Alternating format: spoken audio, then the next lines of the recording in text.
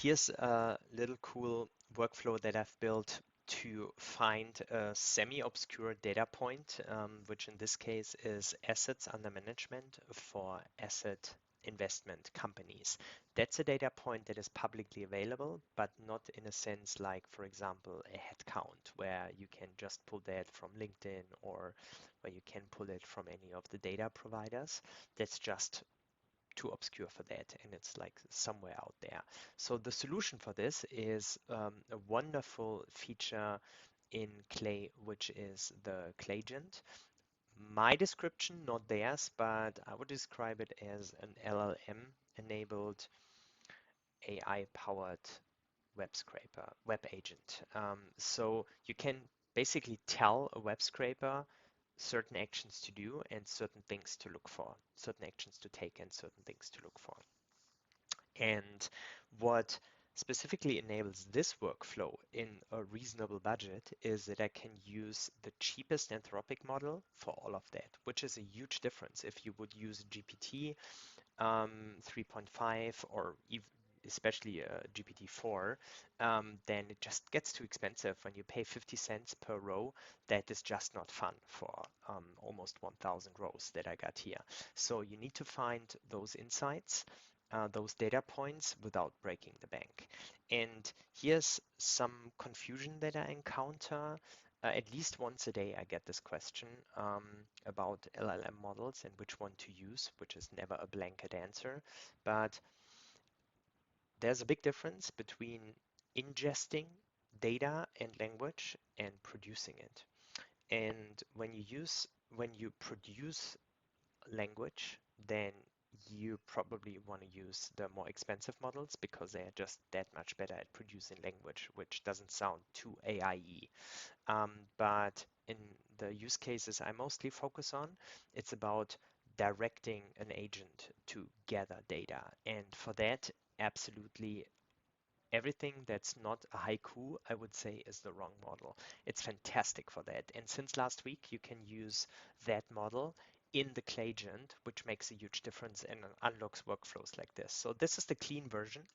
Um, from left to right, I start with the domain that is provided, company name that is provided, then I do some stuff in the background to find domains for companies where it wasn't given, and that is the basis for Claygent, which is this LLM-enabled scraping agent to find the AUMs for that company.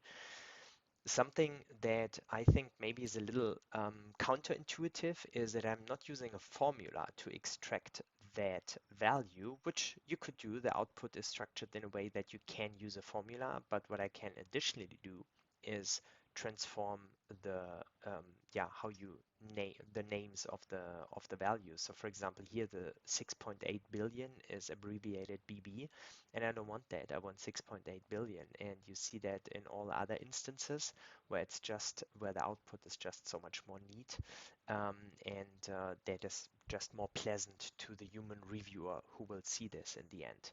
The icing on the cake is that I also use an AI to look in the output of the Claygent, meaning it's all a little bit nested. I use an AI to find the number. That also gives a reasoning where it found that number, and that includes a link. And instead of like writing a super complicated formula that only works in very prescriptive cases, I can prompt the LLM in this case to find the right URL and only extract that URL. So what I'm getting here is find the right number, clean up the number, and extract the URL where this number was found. And that is then the next step that is pushed into a Google Sheet where a human reviewer can go over it uh, line by line.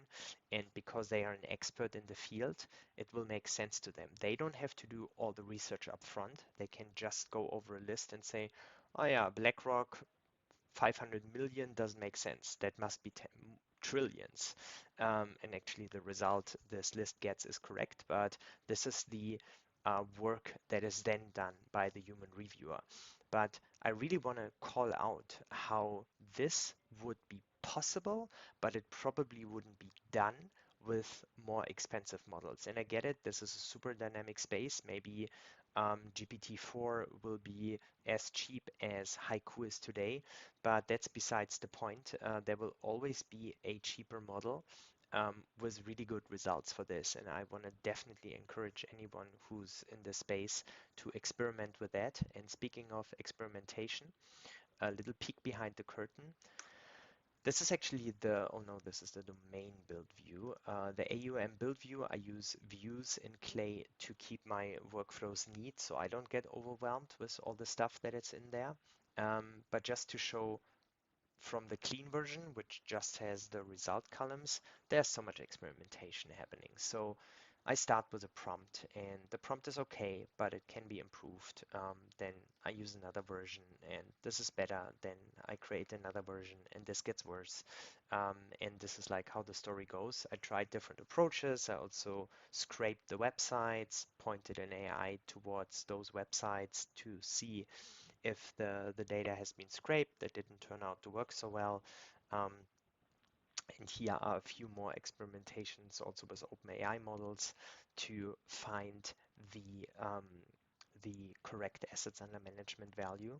And also maybe I show the prompt of version 1. Prompts are always so interesting to see how other people write it, right?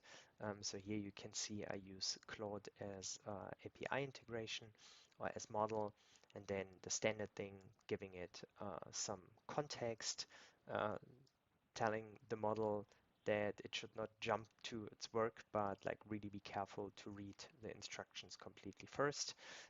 Accuracy is extremely important. I don't want it to make up stuff. And that anecdotally, I can say that this really helps to underline that accuracy part. Then I give it some direction what it should and what it shouldn't do, and that I want the source where the value is coming from. And again, this is version 1. There are a few amendments which made this prompt much, much, much better. Much better. Yeah, this is how I want the output to be structured. And then I also always put in a ceiling for the price because you never know where it goes. Maybe it starts writing a little novel and I don't want that. But the price per row is 20 times cheaper than those 5 cents that I put here as a max. I just want the model to have some breathing room to see what happens. Anyways, this is how the experimentation looks like. And just to close it out, um, this is what the end result, at least workflow side, looks like. The end result for the client will in the end just be um, the output in a Google Sheet. Um, yeah, so far.